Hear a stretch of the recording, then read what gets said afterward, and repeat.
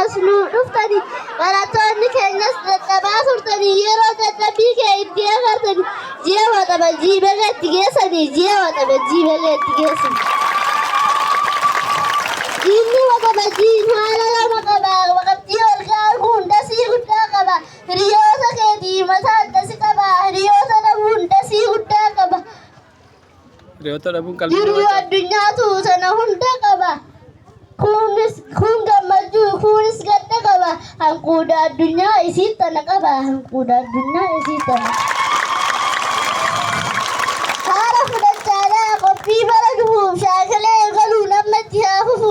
Namni akkaan qophaa'e gufuun tasan kufu dhaloota qubeetiin doofummaa kan kufu isaanuma kanaan jijjiiramni dhufu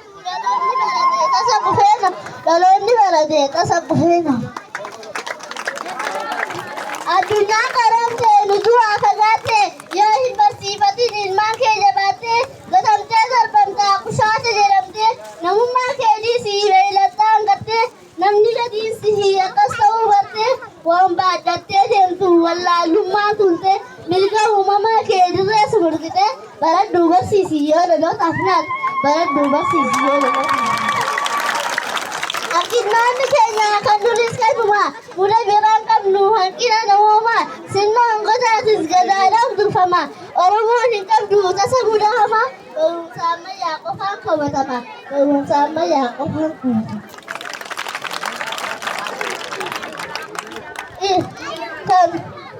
Kanaaf falmatu dhaloonni keenya barree wal barsiisuun nurratti dirqama. Guddinni diinagdees barumsatti hajama. Ulfinni namaatis barumsaan beekama. Namni namummaa isaan madaalama. Wallaalaan beeyladaan maal gargar baafama. Baradhuu barsiisi ilmaan kee yaajama. Baradhuu barsiisi ilmaan kee yaajama. Kaafiin finni gabaa wallaalummaa dukkanni dukkanaa olii wallaalummaa gabrummaan gabrummaa olii wallaalummaa mooraan gidiraadhaa tufti wallaalummaa isii tana diiguuf barachuu dirqama isii tana diiguuf barachuu dirqama. Fakkeenya fudhadhu waan takkasiif himaa gara biraan deemiin magaalaan teenyuma namoonni gurguddaan nuti qabnu gumaa maayilaas nu milkaa'e walumaa galumaa namoota baratee hin qaban tasuma kanaaf rakkoon keenyas dhabeefummaatuma meetiin talaalaalaa isinis yaadama meetiin talaalaalaa isinis yaadama.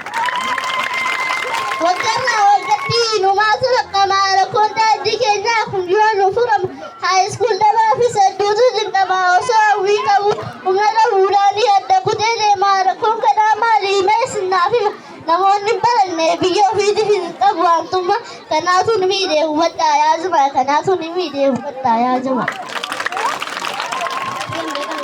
Namni hin baratin garaan isaa jira mataa namaa laafu qalbiin isaa tufu iji kan agartu waan jeequmsu qofaa seenaan nagalmeessaa waan jirurraatu kun abbaa garaatii biyyi isaan kufaafu maanni barnoota bakkaayyuu ittiin fufaa olaa wallaalummaa ol kaatii tufaa olaa wallaalummaa ol kaatii tufa. Dhaabbattee lunee guduu yeroo kee fiigaa yoo jajjabdii teesse sumaatti adeegaa baradhuu sajjadhuu kana sirraa eegaa barachaa yoo jennaa ol baasa gaadhaa baradhuu hojjedhuu biyyi kun seegaa baradhuu hojjedhuu biyyi kun seegaa. Dhaabsi koo baay'eedha yeroon nagabeeraa xiqqaatus yaada koo irraa tuttuqeera yoo rabbiin naan fedhee deebi'uuf hin jira maqaa koo yoo feete kan hin beekne dura kan abbaan koo naaf baasee maqaa koo isa dura soorattii galiifaa arfan namuu bara yoo rabbiin naan fedhee deebinaa wal garraa hanga wal agarruun dhagahu naaf turaa hanga wal agarruun dhagahu.